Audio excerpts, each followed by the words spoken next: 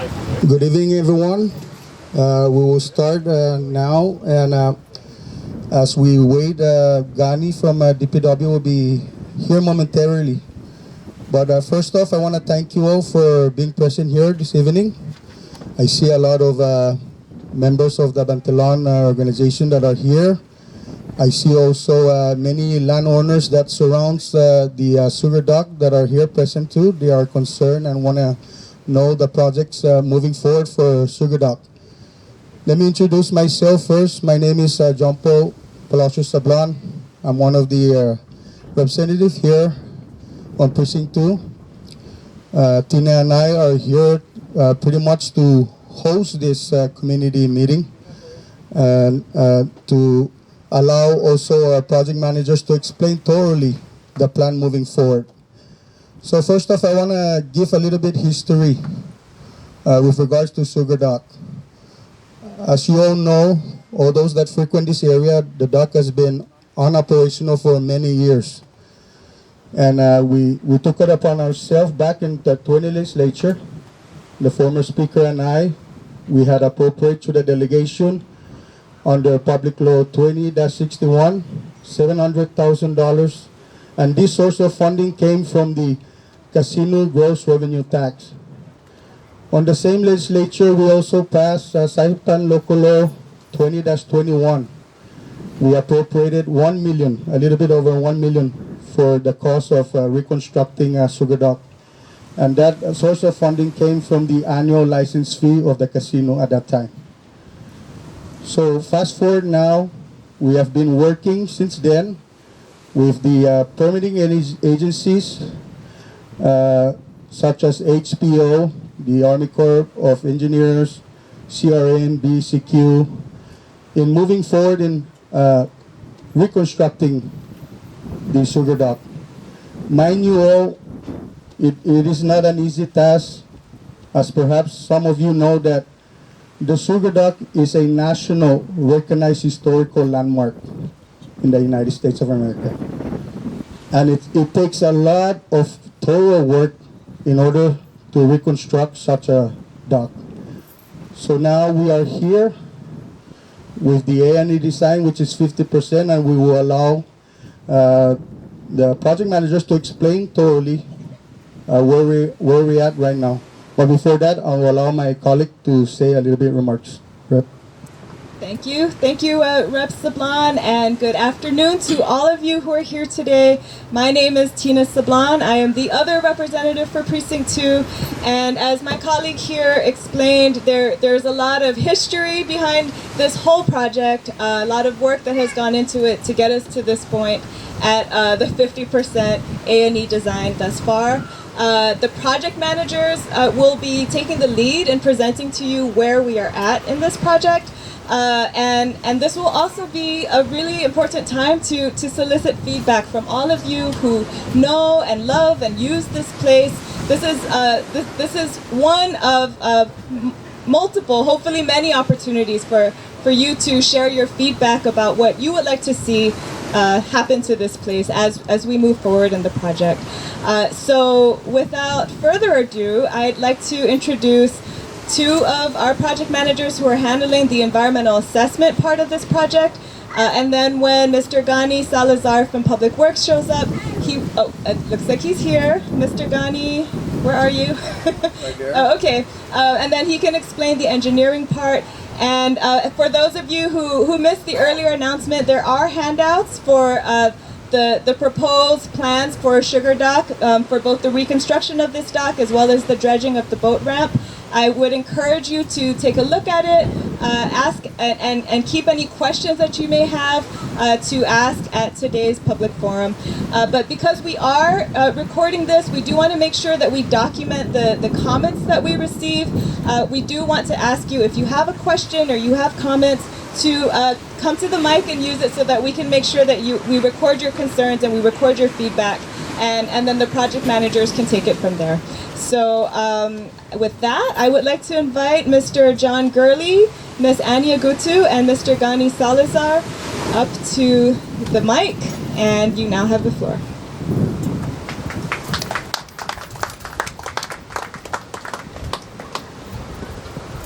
Thank you, Representative Sablon and Representative Sablon. And I thank you guys, everybody that showed up today. And today we wanted to kind of have a scoping meeting about Sugar Dock and what the plans are to try to improve Sugar Dock. It's one of the best places in the entire lagoon to go swimming, boating, launching the ramp. Well, it used to be good for launching boats, but no longer. So I wanted to start by kind of just giving an overview. There's a couple of more handouts available right over there by Annie Agulto, if you need any. The Sugar Dock owner is Department of Public Lands. Secretary Sixtu Igasamar is over there. Raise your hand, please. Thank you. The project sponsor is Department of Public Works, and the project manager is Mr. Gani Salazar. The soils investigations, let me go back. The prime contractor is YSE Engineering. Mr. Lee is in Korea and won't be able to be with us today, so Gani's going to go over the engineering component. The soils investigation is geotesting. I don't think anybody from geotesting is here. The permitting subcontractor is myself, Annie Agulto, and Dave Benaventi is our marine surveyor, and he's already conducted his marine surveys for the demolition of Sugar Dock. And then the archaeological is going to be the IRP. Project lead is Jeremy Freeman. I don't know if anybody from IRP is here. Okay, so we'll go ahead and get started. The proposed action, this is what is being planned right now, is that they want to completely demolish, take out in its entirety the existing Sugar Dock facility. And then they're going to replace it with a new dock in the same dimensions as the original dock. The HPO, as previously mentioned by Representative Sablon, too, it is eligible as being listed as a natural historic landmark. So remember the culverts that used to be in Sugar Dock? There's 4 culverts that the water flows through. So they're going to have another 4 culverts. We're going to relocate them, but and it's going to be the same width, height, and length to keep the integrity of the original Sugar Dock design. And based on that, the new design of the Sugar Dock, Ghani will go into details, will be constructed at the same, right after we pull the old Sugar Dock out. So in order to get to that point for construction, we have a lot of permits to go through, and we've got a lot of work to do, which we have just really started because we just got the 50% design plans. But we need to get a little bit more design plans because the dredging, which is the second part of the proposed action, is all that sand that has been accreted to the north of Sugar Dock is going to be basically removed, dredged. What has happened is that you have a southward flowing longshore current that transports beach sand southward. With the culverts being clogged, the sand is deposited here. And that's why we've got this big problem where it basically, the launching ramp doesn't work. So, and this is kind of important, and this is what I'd like for y'all to look at and get comments on.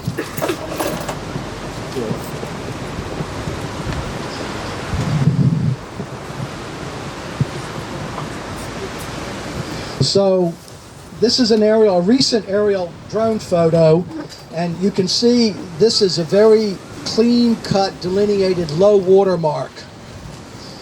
And then we have a mean high water mark here. Now, what we want to do is the dredging is going to be limited to the north side of Sugar Dock. And we're going to create a new shoreline.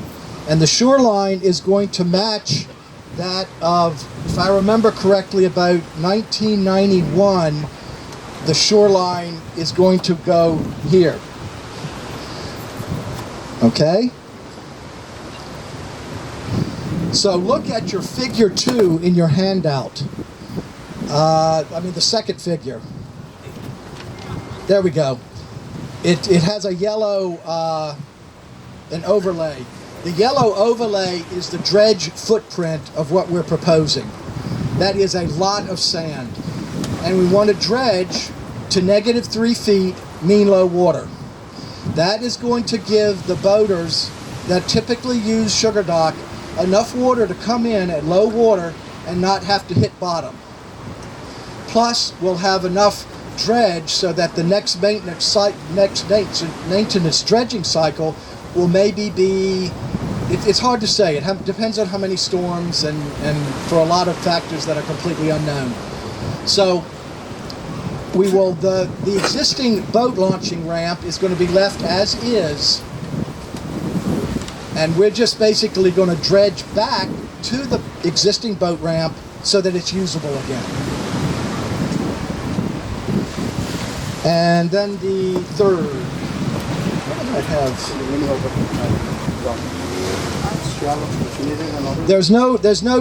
Thank you. There's no dredging on the south part of Sugar Dock, just in the north part. And Annie, was that, can I take a look at that real quick, please? I think there was one other, so what do you do with all that sand? I wish they would give it to me and I could sell it, but that's not going to happen. So this is good, clean sand. So right now, and this is just, being proposed, is the sand is going to be dredged, moved to an off-site upland area and stockpiled until the CNMI government needs it for future dates. If they want to build a big sandbox for cats, this is it. So, but you can use it for beach renourishment. You can use it for sandbar creation. You can use it for Stan's house. There's lots of uses that we could go with. And anyway, at this point in time, we don't really have any plans for the sand. So please, I'd be interested. We're interested in comments. And we would be interested in comments on where the new shoreline is and about what to do with the sand. Any things to do with the dock. So I guess that is about all I have. And I'm going to, Annie, did you want to add anything? Okay. Ghani? Yes, sir. It's your turn. Hey, bring the mic to you. I'm good.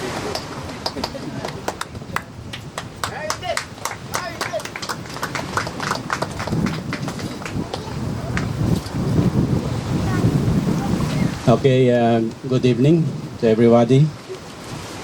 Okay, I remember, this project was initiated by Congressman J.P. Sablan about 3 years ago.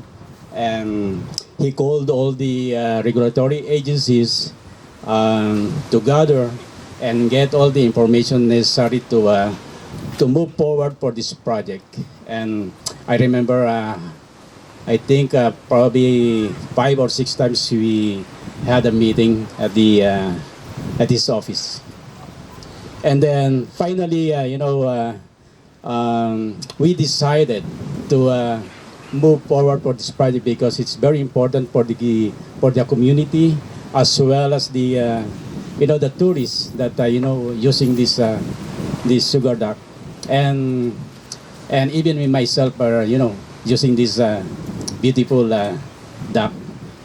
So in 2019, the Department of Public Works advertised for the A&E design for this project, and YIC Engineering was selected to design, and The total amount for the design is about $580,000. Right now, the project is about 50% completed, and as we go on, because of the environmental, assessment clearances and permits, it's gonna be a long process. We're looking at to complete the design before the end of this year, hopefully by August or September, and looking forward to see the construction by early next year. Okay, looking at the the drawing that you have on the page 3 of this reconstruction of typical cross section. As you see the section, you see these concrete blocks. These are three layers of concrete. On the bottom it is concrete block type A, and the second layer is the concrete block type B, and then on the top is concrete pavement. The one on the bottom is concrete block type A. This is a huge block, about 50 tons total weight. Okay, and then on the second layer, the weight of the concrete block is about 80 tons. And then on the top portion, it's a concrete pavement which is 3 feet thick. So this new design is very much resilient, especially to environmental, weather condition, with waves action. The designer has done a good job in doing their design compliance with the what we have experienced on the on the actual condition of the sugar duct.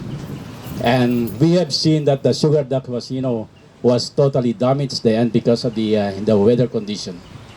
And also on top of this, on the new proposed design, there's gonna be a shelter for people to stay gathered together and wait for the kids while they're swimming. And there's gonna be also a boat on the right side. There's gonna be a boat launching. Where the boat can park their boat there. And then on this side, there's gonna be a ladder, rescue ladder that the kids and even adults can use to climb out on the dock.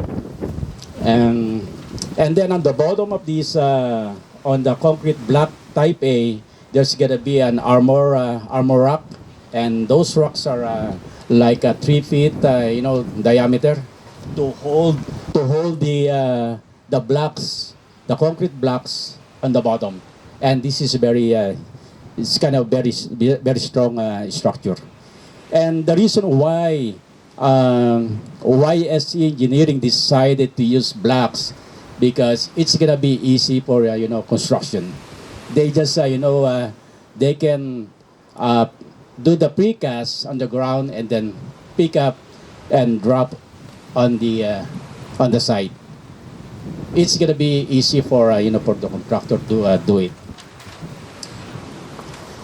So that's the conclusion of the for design requirements. If any questions, I'm happy to respond. Thank you so much.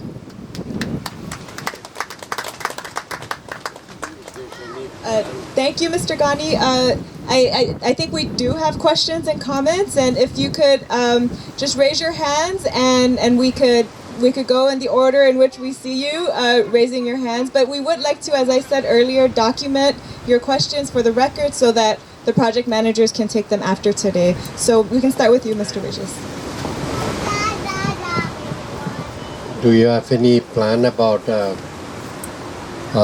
constructing artificial reef so there's a control of sand movement here? Because I know we have problem about the sand. The other thing is like, is there's any way the Sugar Dock members can adopt this place? Can adopt, you know, we can adopt, and we're the one to take care of the situation if there's not a natural disaster, but taking care of the place and clean it up and maintaining to a good thing there for the public, and like especially the water. Yeah, my name is Juan C. Regis. My nickname is Juan Nana. Who wanted to take that? Well, I think he had a question. Gani, did you want to address that? Yeah. So the question by Uncle John was, how do we control the current? That's why the importance of building back the cohorts.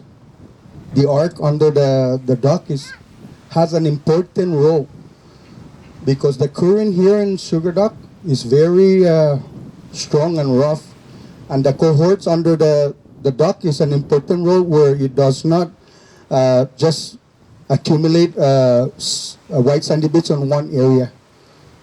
That's the reason why we want HPO also wanted to replicate the original design of the Sugar Dock. Gani, you want to add? Okay. Yeah, I just wanted to add on that, because we're also discussing about constructing like a rock riprap on that side, maybe three segments, just to control the movement of the sand coming down here. So that's on the plan.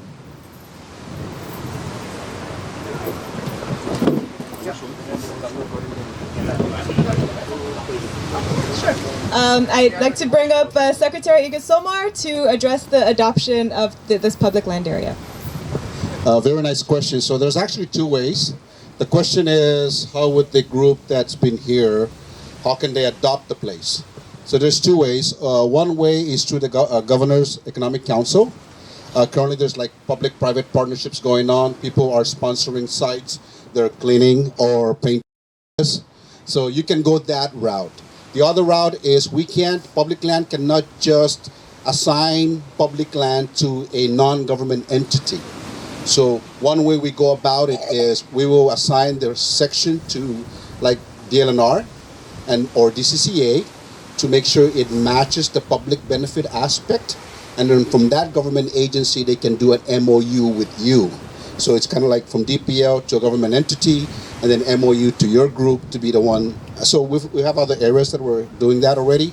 For example, like the Palau Association, they would like to do a certain beach pavilion. So those were assigned through government entities. Or you can go to the Governor's Economic Council for a public-private partnership. Thank you. Thank you, Secretary Igasomar, and your cute little girl. I think we have a question right here. Mr. George, if you could come to the mic and state your name and go ahead with your question. Thank you. It's Chuck George. I'm a member, not a member, but I come here all the time. Anyway, I'm concerned about when you say the permitting process is only 50%. And there's other entities that have to approve for construction, yet the deconstruction has already started. That does concern me, because I was told by the governor that it'd be a 30 to 40-day process. I don't know if he was just talking about that area, but that is not in that realm. And the sand, if you want to sell it, you're going to need it for all the resorts. If you haven't been down to Garapan to the beachfront, that's where the sand used to go in previous dredgings. I don't know if they buy it or it just donated, but something to think about. Thank you, Mr. George. Did either of you want to address his comment? Thank you. The Sugar Dock Reconstruction and Dredging project is a completely different project from the Pala Pala. So it's Yeah, this is the Sugar Dock reconstruction. I think that's, and that's it. Thank you. And Mr. Villagomez, I believe you're up next. My name is Stanislaw C. Villagomez. I'm a member over here with the BSDI Inc. My question is this: being that this pier is a historical landmark, and now it's going to be removed, knowing that that's a historical landmark, are we, the public, allowed to come here and get pieces of this historical concrete stuff to bring home that can be of value for us? Because we've done a lot of swimming here too, aside from being back in the 40s. So are we allowed as public to come over here and select which portion to take that we can carry and save? Thank you, Mr. Villagomez. I think that's like the another question that hasn't been asked yet is what will happen to all that concrete?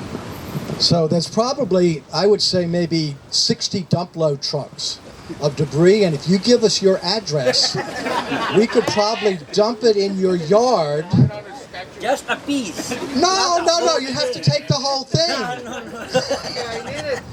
Okay, you know, I cannot answer that, but I will suggest that you talk with HPO, and during the demolition process, talk with Ms. Chong and find out what, if anything, that you could take home. But that would be the appropriate. Thank you. Yeah, and if I may add, I spoke to HPO also about the issue about the debris from the demolition. They also recommend that if we can find a place here, somewhere near the dock, that we can put all those pieces and put a signage and kind of educate our visitors or tourists what are these. But with regards to bring it to your personal home, I think we need to discuss that further with HPO. Okay. Thank you. Thank you, Mr. Villagomez. I see a hand back here, and then we can go on to, yeah. If you could state your name. Yes. So my name's Robbie. I live way up north, but I spend a lot of time down here. And my original question was going to be, what are the plans for the demolished or deconstructed material once you've ripped it all apart by hand, I assume? So it sounds like there is not a solidified fate for the material yet. One idea I did want to float by the community is simply that all that sand over there, in the past, especially 5-10 years ago, would have ended up on that sandbar right over there. And in the past, it has stabilized that area and kept waves breaking in a consistent location. I've watched that area go from just a handful of, haoles surfing out there to becoming a huge community and cultural asset. And so one idea I'd like to propose is that maybe a little bit of the sand, but especially some of the demolished structure, especially if there's 60 truckloads, just a little bit go toward patching a couple areas in between the sandbar out there. I think it would go a long way for reducing some of the rip current hazards that have been created in recent years, especially after the Docomo cable was installed. So, yeah, I don't know whether that's directed to DPW or whoever's going to be in charge of that stuff, but yeah, just an idea. Thank you very much, Robbie Green. And Ms. Camacho, you're up next.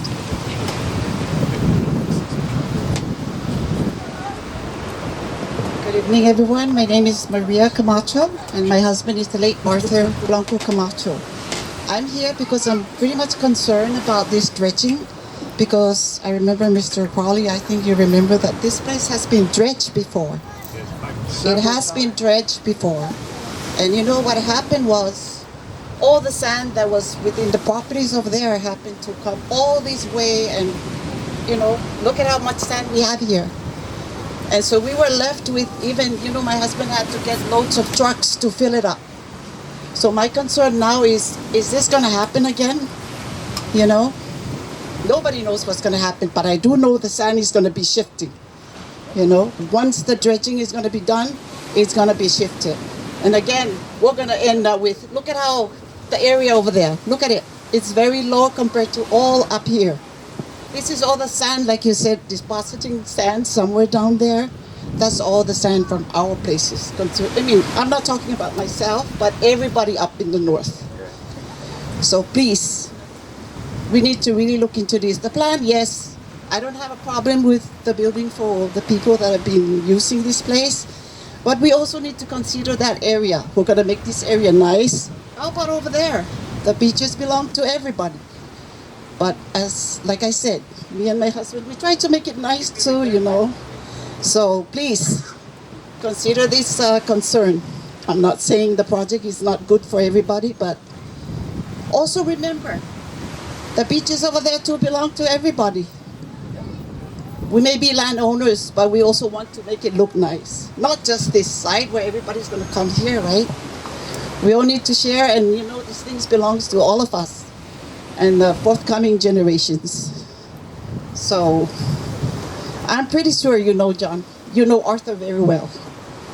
So please look into it, yeah? Especially for the future generations to come. Thank you. So what you're talking about is called beach nourishment. And that is a well-recognized and accepted method for building up beaches that have been highly erodable. So it's not unreasonable to throw that into the hopper to see what can happen. So it'll be up to the government to decide what to do with the sand. However, we have your comment, and it will go into the record. And what I would suggest is those of you that feel strongly about your issues, call Ghani.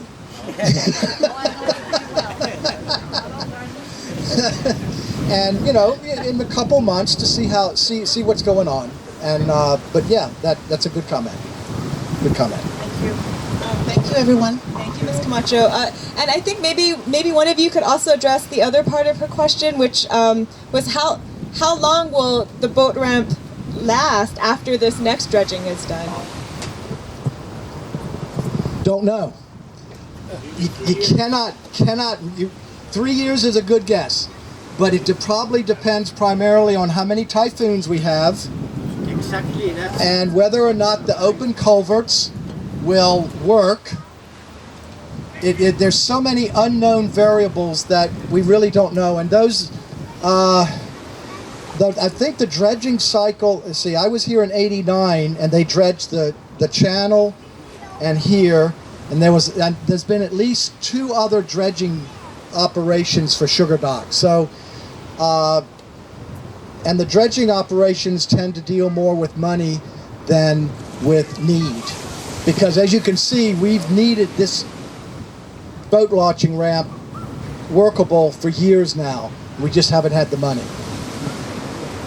Thank you. And I think, Mr. Villagomez on this side, you're up. Hi, John Villagomez. Can we just what's that priority on the end of the dock? All the funds, what for the drain, the safety for the dock? We prioritize that one. Well, for that one, that's safety right there. That's dangerous.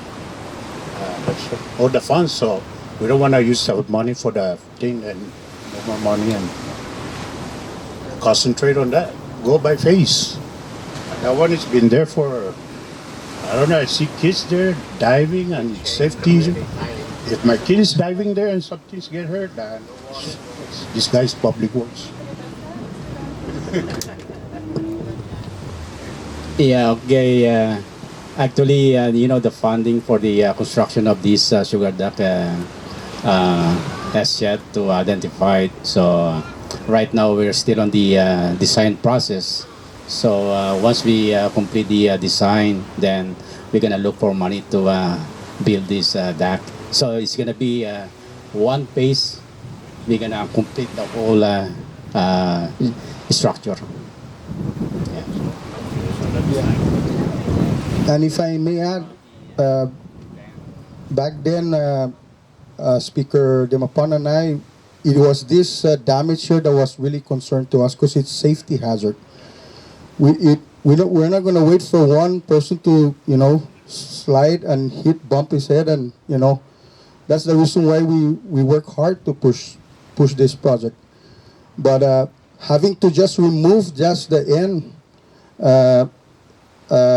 is still would be perhaps a little bit safety hazard. So I think when they assessed this dock, they had suggested, all the engineers, that demolishing all of them here would be the best ideal way to do it.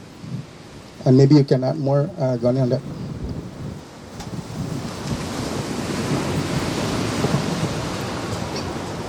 Next question. Are there other questions or comments from our community members here? Yeah. Yes, sir. You can state your name. Hi, my name is Lawrence Fleming.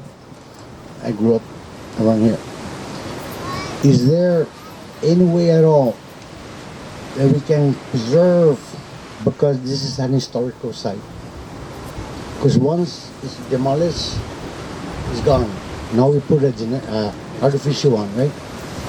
Is there a way that architect can build over around it and still the original still be sitting there for the longest time? There's no way. I mean, we all want to preserve, right? Because when it's gone, it's gone. That's not the original Bantalan. If another one is built, would it be? Thank you for that question, Mr. Fleming. Gani, could you answer that? Okay, to answer that question is, this structure has been how many years, John? Probably 50 years or more, 70 years. Okay, okay. This structure is, it's not that strong enough. I understand, the question if if we can maintain the structure as is and then cover it with the new concrete. The problem is there's some, those steel that, that are reinforcing steel that they use on this, it's all corroded already. So once you cover that, there's gonna be void inside. So it's gonna be over time, it will create a vacuum underneath, and probably it cracks and it shortens the life of the structure. It's made for the sugar cane back in the Japanese time. Replace it. Actually, that's why they have you guys, contractors. With technology nowadays, like when you die, you get buried. We can bury this without being removed. You know what I'm saying? Over, around, or whatever it takes. But the point is, can it be left the way it is? Go ahead and improve what needs to be improved. Because once it's demolished, like I said, it's gone. You're never the same. Thank you very much, Mr. Fleming. Are there any other questions or comments from? Okay, well, here we'll go with you, and then Mr. Kirigua. Thank you. My name is Joseph Gomez. I don't have a question, but I have a concern. Like you're saying that the engineering you did for this is putting 50 tons of borders and all that to make a construction easier for them to do that. But let me tell you about it, in the long run, that's not going to work. Mind you, this place, this is the eye of a riptide. A riptide that comes alive when we reach cyclone 2, so category 2 or 3 cyclone. It's never been recorded because it's never been seen. All the people are hiding when the typhoon comes. That's why all the concern of the sun, that's why it's bringing it from down there. And the sun is not only coming from that side, it's also coming from San Antonio all the way down here. 40 years ago, San Antonio Beach, you walk out all the way to the reef, it's all sand, just like this. Now you walk out there, it's all rocks. That's because all the sand are all accumulated right here. Because this is an eye of a cyclone. And what you're saying about making a construction easy to finish the job, I'm not going to be here to see it. But I already know it's not really going to hold up for the, the coming years. We never know what kind of a cyclone again we're going to be having. And then there should be another way of securing the the border here. You know, there's another engineering technique like they did down there, where they raise the pole down there to hold everything, not just lay the block. You know, 50 tons of border, 100 tons of border is nothing for the power of water, but you know, they just move that thing around like a sack of rice. So just to bear in mind that this is an eye of a riptide, a very dangerous riptide, and it only comes alive when we reach a cyclone category 2 or 3 cyclone here in Japan. Thank you, Mr. Villagomez. And Mr. Gane, if you could address that, is heavy-duty concrete really the best material? And have you considered other materials, or have the engineers considered other materials for the reconstruction? Yeah, because the new structure is gonna be composed of solid concrete, and this one is interlock. It's not just put on top of each other. There's gonna be a key to hold each block to each other. Mr. Kitagwa, you're up next. Thank you. I just want to address this. Oh, I'm sorry. My name is Mr. Raymond B. Kitagwa, and a resident of Precinct 2. Grew up here, swam here. Sir, may I ask, because I've been hearing historical monument sites, I've been hearing clogged drainage. How doable of an engineering company are you guys? Taking consideration of the historical aspect of this site, I question, I've been hearing you dumping blocks for your convenience. What about for the beauty and protection of the site, as you noted, as an historical site? So literally, I've been hearing only how to accommodate your need to do the project as easy as you can be, but not looking at preserving what has been there. This is the concern here. So my concern is, if the clogging is there, I can see a drainage there. You're gonna build drainage. This structure here has withstood time, testimonial to typhoons and historical times that the island went through. But really, how doable of an engineering company can you, as an engineer, you have to think outside the box. This is what we were asking. Do you have a plan B of thinking outside the box to preserving the quality of the historical site in question? That's my concern. Thank you. Thank you, Mr. Kitagwa. And maybe one of you could address whether the environmental assessment looks at other options besides tearing down and reconstructing. Since there would be this option, as 2 of our community members have mentioned, of preserving what's there and rebuilding around it. Could you address that? From an environmental perspective, we're very lucky. There's very few corals growing on the dock. There's no corals really growing along the sandy area surrounding the dock that would lie in the impact area. And the other resource that would be potentially impacted are the seagrasses. The seagrass, we have several different species, and the one that would possibly be impacted is called haliduli. It's about this high and very narrow, probably about 1/4 of an inch. And there will be compensatory mitigation required for destroying the seagrass during construction. There's no real fatal flaws to this project from an environmental perspective. There are no threatened or endangered species that we've identified so far. It's actually a pretty clean project from an environmental perspective. And I guess that's where I'm going to stop, because I can't even spell engineer. From the historical perspective, and I'm not an archaeologist. What we are planning is that HPO is going to require that what do you call it? A marine architectural doodah. There you go. A historical architect is going to come in and do an as-built drawing of Sugar Dock before they demolish it. And so it's going to be professionally done. And that will be a requirement for HPO, and that is about it. Now, okay, I will add something else. I used to swim through culverts collecting aquarium fish, and Ghani brought it up earlier. The rebar going across that is in horrible shape.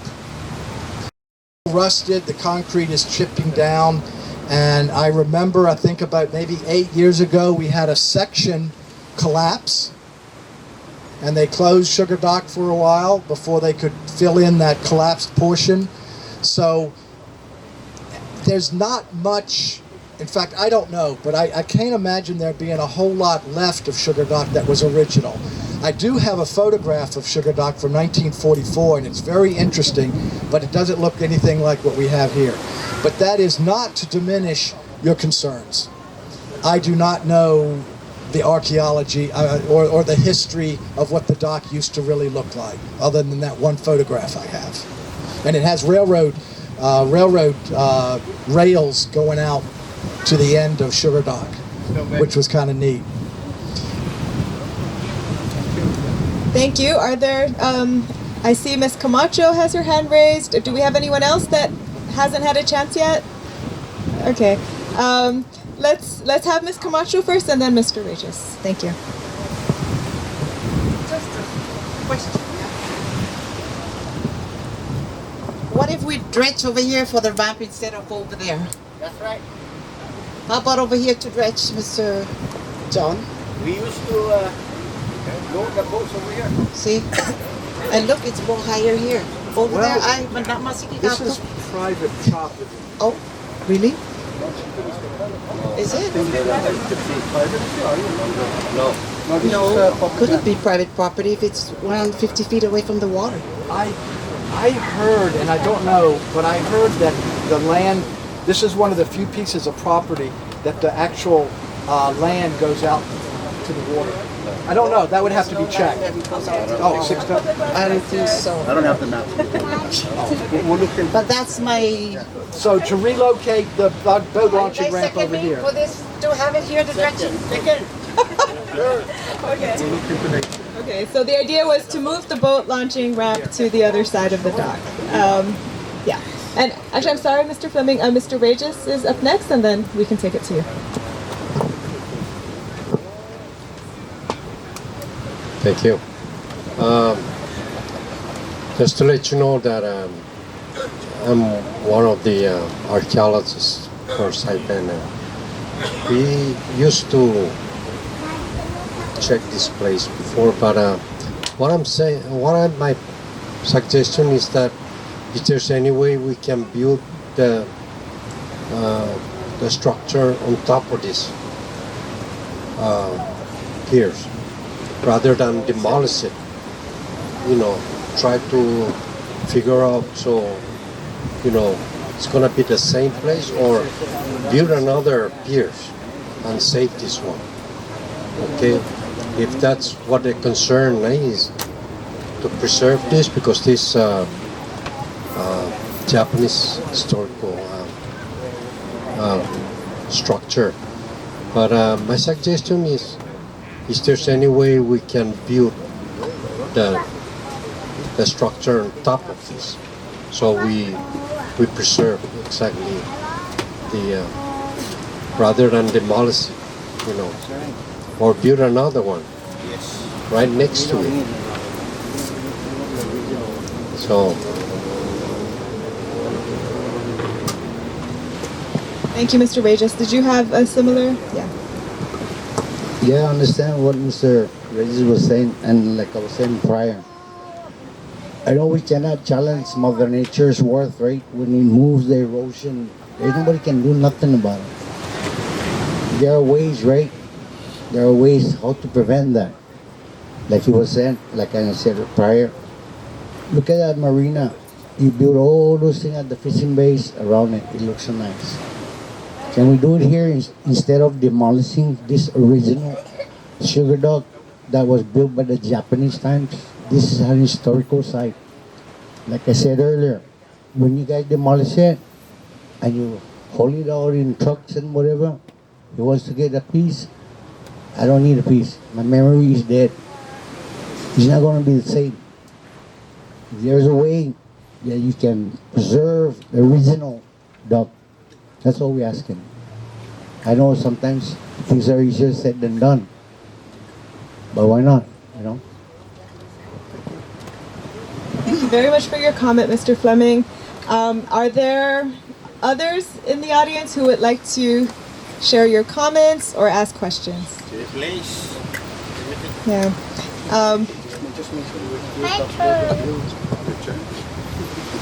I just wanted to mention that whatever you guys are throwing out, we're taking records. We have our staff here taking notes. So we thank you for that, and we welcome more of you guys' inputs.